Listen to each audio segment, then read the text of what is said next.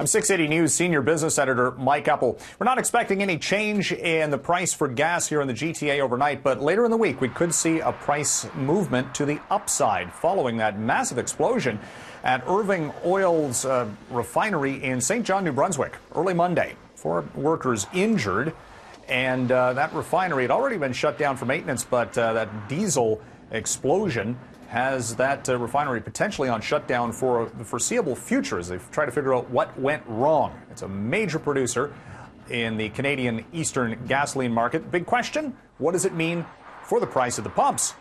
Raise that question with Roger McKnight at Enpro. The problem with this situation is Irving itself, because they're sort of the black sheep of the refining community. They keep everything very close to their vest, and they're very secretive and whatnot, and they don't like releasing information that may give the competition an advantage. 70% of its capacity of refined products, gasoline and diesel, goes to New York State, of New York Harbor, and the New York Harbor prices, upwards and downward movement affects prices in Eastern Canada accordingly, because the wholesale prices change. So at this moment, it's up in the air. I suspect that there'll be some upward movement as a result of this incident. And the price at the pumps tonight is expected to hold at around $1.30 per liter. U.S. President Donald Trump made a lot of corn growers in Iowa and the U.S. Midwest very happy today. The Trump administration removing the restrictions on the use of ethanol in gasoline blends during the summertime.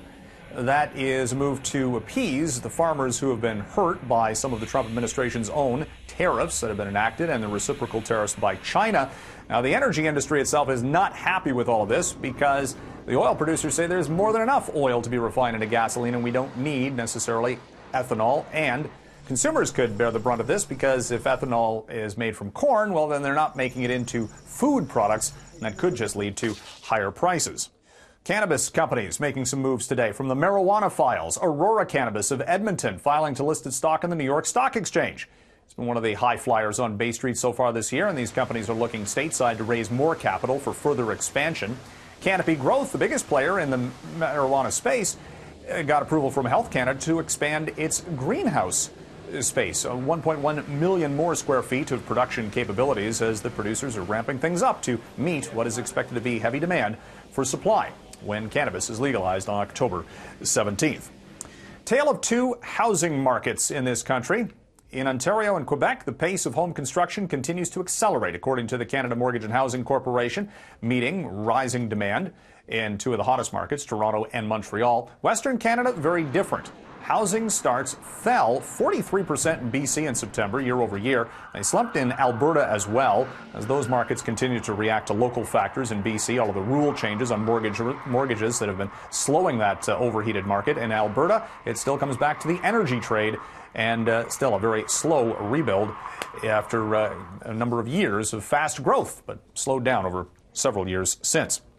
And from the Department of Everything Old is New again, the Commodore 64 back on store shelves just in time for Christmas sales. Retro Games bringing back the C64. Now, it'll be originally loaded with just games, but you can also get a program that can have the original C64 basic programming language. I'm going to try to remember that from back in the day of writing all sorts of essays on the original Commodore 64. This is somewhat reminiscent to what Nintendo has done with the NES and SNES video game consoles, bringing back once popular systems for nostalgic purposes.